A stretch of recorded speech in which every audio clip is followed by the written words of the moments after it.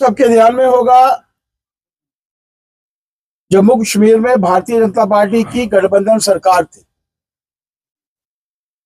उस समय में भी ऐसी परिस्थितियां इसी गठबंधन सरकार द्वारा, जो आज सत्ता में है, कम वोट लेने के बावजूद सत्ता में है, आप सबके ध्यान में होगा कि उस वक्त सरकार में एक रिक्वेस्ट की थी कि सभी पॉलिटिकल पार्टीज को, ये मैं 2019 से पहले की बात कर रहा हूं, सभी पॉलिटिकल पार्टीज को इकट्ठे होना चाहिए।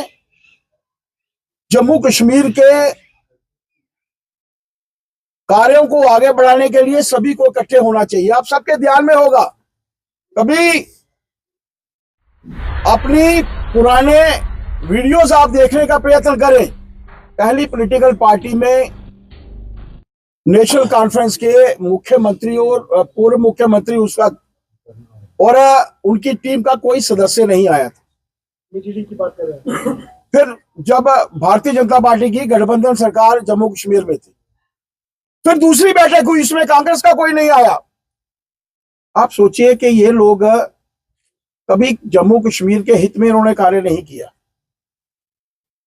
1 वर्ष का कार्यकाल हुआ है इनका। कभी हम लोगों ने मीडिया के माध्यम से उनसे पूछने का प्रयत्न किया कि ट्रांसफर्स को छोड़कर, एलिवेशन को छोड़कर, आरोप प्रत्यारोप को छोड़कर क्या इन्होंने कोई कार्य किया है? जम्मू कश्मीर की जनता ने, मैं जम्मू कश्मीर की इसलिए कह रहा हूं कि जम्मू में भी इनको कुछ सीटें मिली हैं, इनको वोट इसलिए दिया था कि ये डेवलपमेंट करवाएंगे। जिस एजेंडे को लेकर इन्होंने शुरुआत की थी, बिजली मुफ्त देंगे, पेंशन इतनी करेंगे, बड़ी डिटेल में मैं नहीं जाना चाहूंगा, क्योंकि मुझे आज आत्मनिर्भर भारत के ऊपर बोलना है, उसी के विषय के ऊपर बात करनी है। लेकिन क्या कार्य, 1 वर्ष का क्या कार्य इस कार्यकाल में इन्होंने कुछ नहीं किया। लोगों की आंखों में धूल झोंकने के सिवाय इनके पास कुछ नहीं है।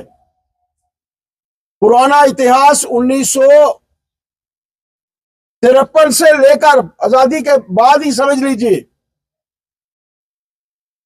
इससे ज्यादा योगदान इनके परिवार में से लोगों ने कुछ नहीं दिया है।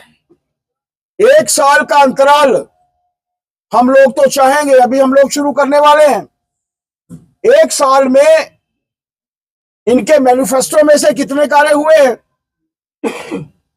इन्होंने कितनी ट्रांसफर्स की हैं, कितनी ऑफिसर्स की एलिवेशन की हैं। शर्मा जी, इतिहास तो सबको पता है। मैं प्रेजेंट आपको इतिहास नहीं पता है। मैंने कहा 1947 से लेकर 1953 से लेकर इन्होंने यही वातावरण जो है वो क्रिएट करने की कोशिश की।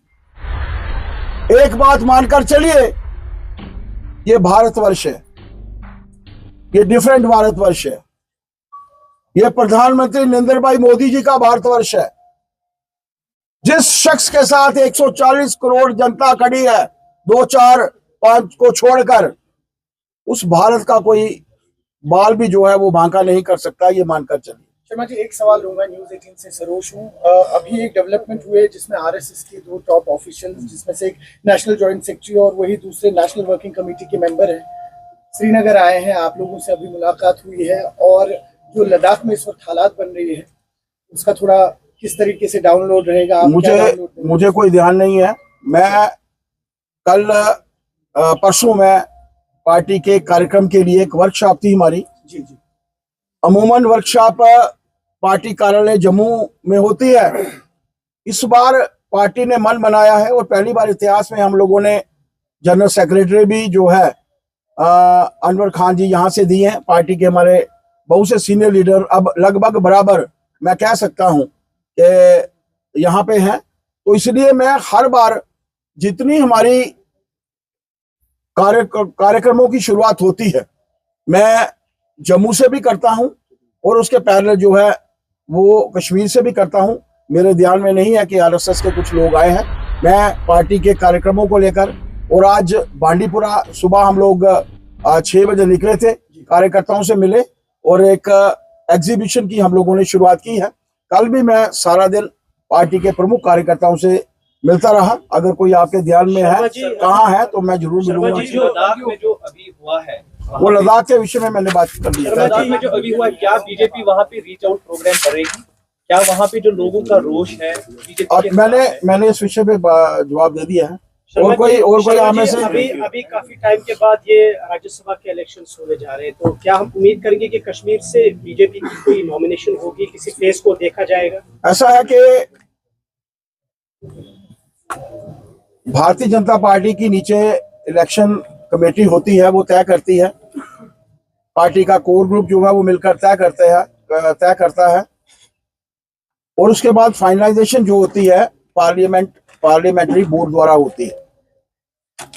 मैं तो चाहता हूं कि जम्मू कश्मीर में से किसी को भी, जब नरेंद्र भाई मोदी जी का एक ही मूल मंत्र है, सबका साथ, सबका विकास, सबका विश्वास और सबका प्रयास, ये मूल मंत्र भारतीय जनता पार्टी के सभी कार्यकर्ताओं पर एप्लीकेबल होता है। और उसी के अंतर्गत ये मानकर चलिए कि आप लोग भी दुआ करिए, हो सकता है कहीं की भी लॉटरी जो है वो निकल सकती है, होगा जम्मू कश्मीर में से ही। Thank you. Thank you.